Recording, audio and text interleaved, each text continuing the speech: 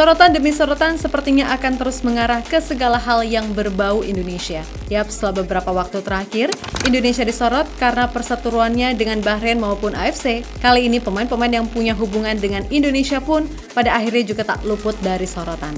Yang mana salah satunya adalah Kevin Dix. Meskipun ia belum secara sah berpindah negara dari Belanda ke Indonesia, namun sepertinya hal itu tetap saja nggak membuat namanya disorot. Bahkan ketika di laga melawan Real Betis di ajang Conference League, Kevin seolah menunjukkan kepada supporter tuan rumah tentang arti sebuah mentalitas. Jelas bagi supporter Real Betis, Indonesia bukanlah nama yang asing. Mengingat mantan pemain mereka, Jordi Amat, juga sekarang menjadi salah satu pilar timnas Indonesia. Atas dasar itulah, selebrasi emosional yang ia lakukan selepas mencetak gol penyama kedudukan diketahui untuk membungkam seluruh supporter Real Betis yang terkesan meremehkan Indonesia.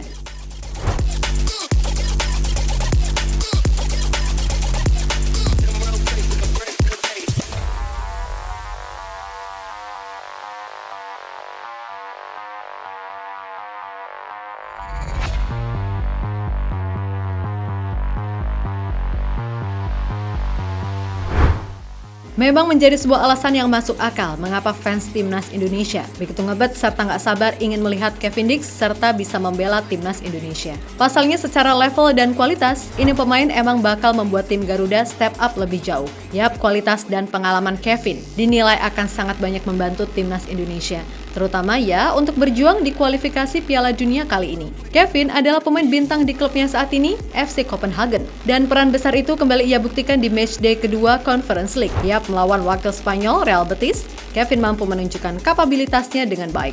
Ditempatkan di posisi bek kiri yang sebenarnya bukan posisi naturalnya, Kevin nyatanya tetap mampu melakukan tugasnya dengan oke. Dikutip dari FotMob, sepanjang laga Kevin berhasil mencatatkan statistik oke yang bahkan membuatnya jadi MVP di laga ini. Tercatat, Kevin mampu melepas 36 passing sukses dengan rata-rata akurasi passing sebesar 86%. Selain itu, Kevin juga berhasil membuat 3 sentuhan di kotak penalti lawan, serta mengirim 8 umpan ke area final third lawan. Kemudian dari sisi defense, Kevin mampu melakukan 1 tackle sukses, 1 blok, 3 clearance, 2 heading clearance, 1 intercept, 8 defensive action, 6 ball recoveries, serta memenangkan 5 duel. Yap, sebuah catatan apik yang pada akhirnya membuatnya mendapatkan rating 8,3 alias yang tertinggi di laga ini.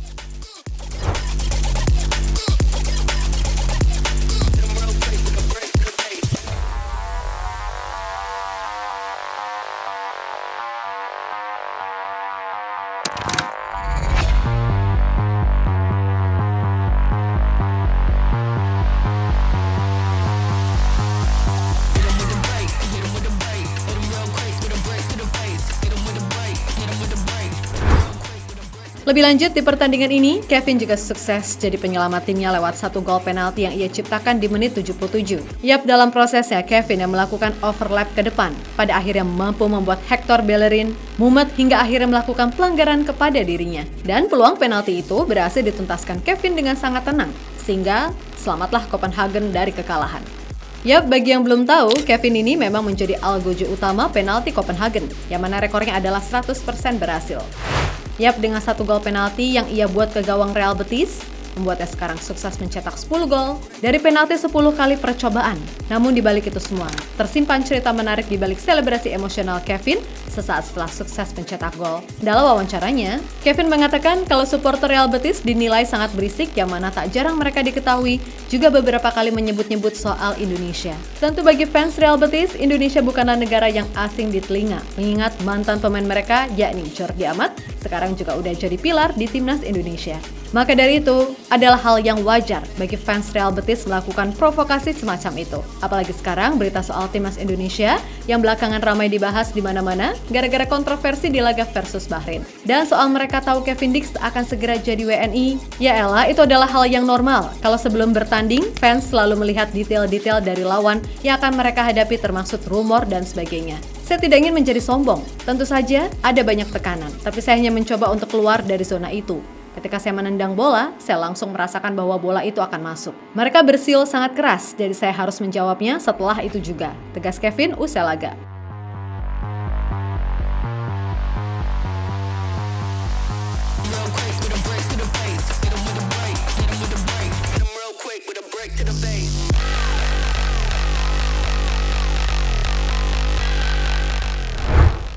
Di sisi lain, perihal proses naturalisasi Kevin Dick sendiri, kayaknya nih, fans timnas masih harus bersabar. Karena kabarnya, peluang Kevin buat bisa main di bulan November itu sangat berat, yang mana itu disampaikan oleh Arya Sinulinga kepada awak media beberapa waktu yang lalu. Kevin Dick gini, Kevin Dick itu kalau mau main, itu harus H-7 terakhir data masuk. Main tanggal 15, berarti mundur tanggal 8 atau tanggal 17 dia harusnya masuk data. Tanggal 7 berarti harus sumpah di situ dan KTP, imigrasi dan kawan-kawannya. Nah, teman-teman tahu pemerintahan masih baru. Ini kabinet juga berubah, nomenklatur kabinet berubah. Kumham aja tadinya satu kementerian jadi 3 kementerian. Jadi semua lagi konsolidasi kementeriannya itu satu. Kemudian DPR pun baru kemarin terbentuk komisinya, berubah semuanya, bergeser ada bergeser. Jadi sepertinya kita akan kalau untuk ngejar sekarang kita nggak ini loh, kita bukan ini ya kan nggak mungkin juga pemerintah ayo cepet-cepet ayo mau naturalisasi Kevin Dick kan lucu juga, jangan gitu-gitu ya juga lah. Kita ya tunggu proses dulu pemerintahan beres apa semua dulu punya DPR juga beres semua baru kita proses semua baik. Kemungkinan berat untuk main di misalnya main di bulan dengan main di bulan Maret. Oke.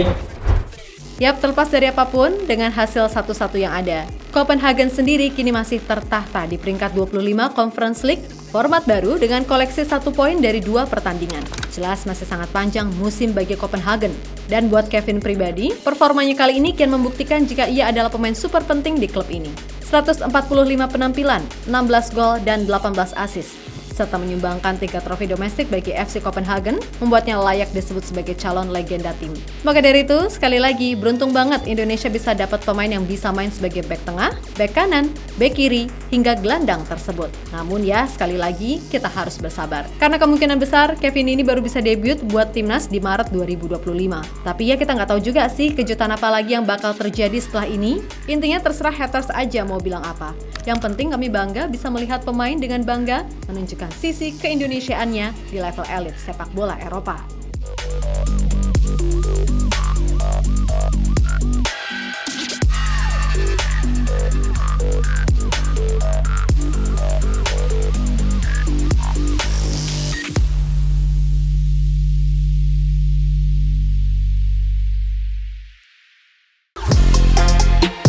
Halo, izin iklan sebentar ya guys. Jadikan ruangmu bernuansa timnas. Temukan beragam poster dinding, sepak bola dan timnas dengan desain menawan, kualitas premium dan harga yang tidak akan menguras kantong. Segera klik link Shopee di deskripsi video ini dan dukung timnas dengan sepenuh hati. Mulai dari dinding rumahmu.